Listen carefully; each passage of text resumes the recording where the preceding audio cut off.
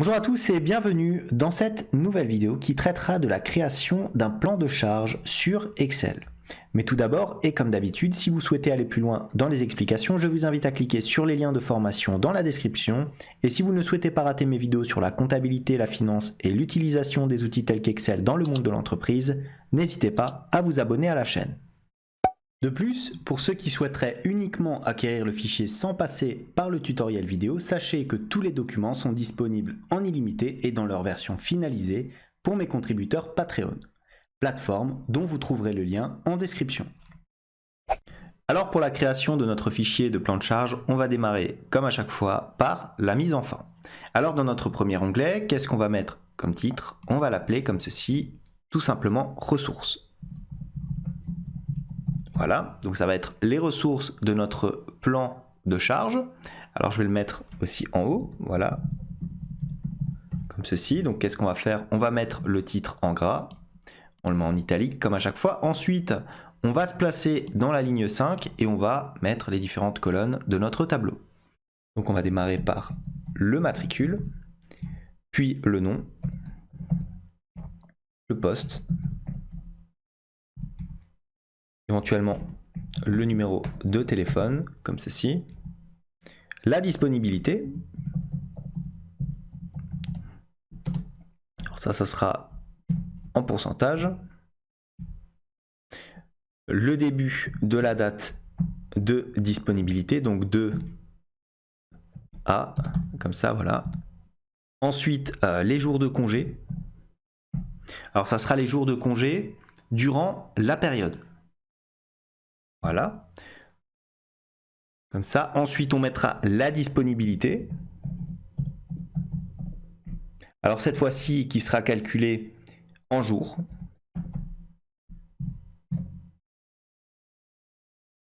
Voilà. Ensuite, on aura les jours planifiés. Donc notre petit tableau, je vais sélectionner ici donc mes différentes en-têtes. Je vais faire un petit retour à la ligne, voilà, pour mettre rapidement un petit peu de mise en forme là-dedans. Je mets éventuellement tout ça en gras.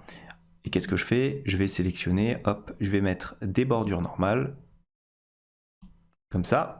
Ensuite, alors, je vais éventuellement glisser tout ça jusqu'à la ligne 25. Voilà. Alors bien entendu, si vous avez plus de personnes sur votre projet, vous allez rajouter des lignes. Hop, maintenant, les lignes intérieures seront comme ça. Voilà.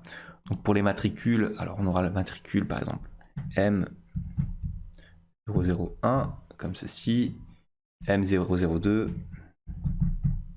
Voilà. On tire tout ça vers le bas. Voilà, donc on est jusqu'à M20, on rétablit un petit peu la bordure. D'abord, je vais mettre les noms. Donc là, on aura éventuellement le nom 1, le nom 2 et ainsi de suite. Bien sûr, hein, vous mettrez les vrais noms et prénoms dans votre fichier. Voilà, comme ça. On rétablit un petit peu les bordures. Hop. On fait un petit peu de mise en forme. Donc, qu'est-ce que je vais faire? Je vais déjà centrer l'ensemble des éléments. Là, le titre, je le laisse comme ça. Ensuite, je vais mettre en vert tout ce qui va devoir être saisi par l'utilisateur. Voilà, donc c'est toutes ces colonnes-là. Voilà, on met tout ça en vert. Alors, ce qui va être calculé automatiquement, je vais le mettre en gris.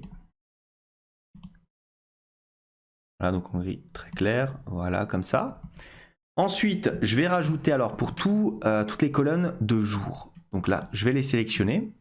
Je vais faire un petit clic droit, format de cellule. Une nouvelle fenêtre apparaît. Je vais dans Nombre, Personnaliser. Et là, je vais mettre un petit format personnalisé pour afficher véritablement des jours. Donc j'ouvre les guillemets, je tape jour comme ceci. Hop. Je ferme ma parenthèse, les guillemets, j'appuie sur OK. Et regardez maintenant, quand il y aura une donnée chiffrée là-dedans, et ben ça va apparaître en jour, ce qui est quand même beaucoup plus propre. Voilà. Une fois que j'ai fait ça, je peux faire pareil éventuellement pour ces deux colonnes-là. Donc ça sera un format date. Classique. Hop, on appuie sur OK. comme ceci. Alors bien sûr, pour les congés, là aussi, on peut mettre des jours. Format personnalisé, comme tout à l'heure, hein, mais voilà, jour, comme ceci, on appuie sur OK. Ensuite, disponibilité, alors là, c'est des pourcentages, donc tout simplement pour le raccourci ici en pourcentage. Alors pour ce qui est téléphone, on n'a pas spécialement besoin de mettre un format spécifique. Et pour le poste, on va peut-être agrandir un petit peu la colonne. Voilà, comme ceci. Donc on a les différents éléments. On a fait leur mise en forme. Et pour terminer cet onglet, qu'est-ce qu'on va faire? On va aller dans Affichage. Et on va bien entendu enlever le quadrillage de cet onglet-là, comme on le fait à chaque fois. Maintenant, je vais créer un autre onglet ici, hop, que je vais appeler Plan de charge. Comme ceci, donc on y va. Alors, on démarre par un titre. Donc là, on va mettre éventuellement Planning, comme ça, voilà. Alors, CTRL-G, on le met bien entendu en gras et en italique, comme on a l'habitude de faire. Ensuite, je vais me placer éventuellement dans ma colonne D, sur la ligne 2, et on va voir le début du projet. Voilà. Ensuite, la fin du projet. Voilà, donc ça, c'est des éléments qui vont se remplir de manière manuelle pour le début et de manière automatique pour la fin du projet, comme ceci, voilà. Donc là, on peut éventuellement, alors on va mettre des bordures sur tous ces éléments, voilà, pour indiquer qu'il faut remplir ici. Hop. Ensuite, on va faire notre petit tableau. On va avoir quoi? On va avoir le numéro de chacune des tâches. Donc, on va l'appeler numéro tâche, comme ça. Ensuite, on va avoir la description de la tâche. Voilà. On va avoir la dépendance. Donc là, il faudra mettre si par exemple, pour accomplir la tâche 2, il faut impérativement que la tâche 1 soit effectuée. Donc une fois qu'on a la dépendance, on va avoir quoi? On va avoir l'attribution. Alors là, bien entendu, on va faire appel à ce qu'on a dans notre onglet de ressources. L'attribution, c'est donc la personne qui va s'occuper de cela. On aura la date de début, donc date de début de la tâche. Ensuite, les jours disponibles. Alors, les jours disponibles de qui? De la personne qui a le projet d'attribution. Attention, la date de disponibilité de la personne ne sera pas forcément la date à laquelle il fera partie de la tâche en question. Donc, il faudra faire une formule pour cela. Ensuite, la durée. Durée qui va s'exprimer, bien entendu, en jours. On ferme la parenthèse, voilà. Et enfin, la fin, comme ceci. Voilà. Donc, je mets en forme un petit peu mon tableau avec un petit retour à la ligne comme cela. Hop, on centre les éléments. Là, pareil, hein, on met tout ça en gras. Ensuite, qu'est-ce qu'on va faire? On va lister chacune de nos tâches. Donc, pour la première, c'est relativement simple. Ça sera la tâche 1. Attendez, j'aère un petit peu. Hop, ce côté-là. Ça sera la tâche 1. On va mettre éventuellement cette ligne-là en gras. Hop, comme ceci. La description, donc on va mettre partie 1, voilà, de notre projet. Dépendance, donc ça, on ne remplit pas encore. L'attribution, alors ici, on ne mettra rien. En dessous, on fera une petite liste déroulante. Le début, donc là, ça sera des formules automatiques. Donc qu'est-ce que je vais faire? Je vais regarder déjà, mettre mes bordures ici. Voilà, toutes les bordures. Ensuite, alors on peut faire éventuellement pareil là. Voilà. Et ce que je vais faire, c'est que je vais griser aussi cette ligne-là. Est-ce qu'on met un petit peu, hop, peut-être mettre. On va le mettre comme ça, voilà. Je sélectionne cet onglet-là, hop, je mets tout ça en centrage. Ensuite, qu'est-ce que je vais faire? Je vais placer toutes mes tâches, donc ça sera 1.1 comme ceci, hop. Et je vous propose de tirer ça vers le bas et de mettre à chaque fois à peu près comme ça 9 tâches. Bien sûr, vous pouvez en mettre plus, vous pouvez en mettre moins. C'est vous qui voyez. Et qu'est-ce qu'on va avoir? On va avoir bien entendu la tâche 1, la tâche 2 et ainsi de suite. Bien sûr, vous ne mettrez pas tâche 1, tâche 2, vous allez mettre le nom de vos différentes parties, naturellement. Ensuite, On met des bordures. Bordure extérieure, classique. Vous sélectionnez ici l'ensemble des éléments. Hop, on va mettre des bordures extérieures comme ça. Et pour l'intérieur du pointillé, comme je fais d'habitude. Voilà, je vérifie que je n'ai rien oublié. Alors, ce que je peux éventuellement faire, c'est ici prendre un format en jour. Donc là, jour disponible, durée en jour. Faire un petit clic droit et comme tout à l'heure, format de cellule, nombre personnalisé. Et là, on va prendre notre format en jour classique.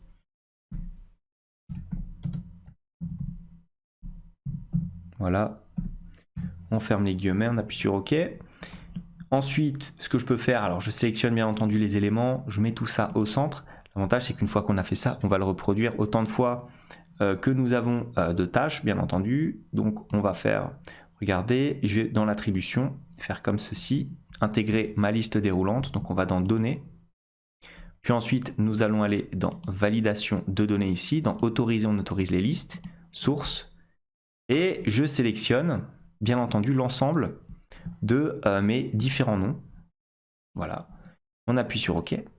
Hop. Et là, maintenant, on peut sélectionner les noms dans notre liste. Une fois que j'ai fait ça, je peux éventuellement faire un CTRL-C, CTRL-V de mes différents éléments. Voilà. Comme ceci, je vérifie que ma liste déroulante se soit bien intégrée. Donc c'est bon, on a les 20 noms. Hein. Si je vérifie, on en a bien 20.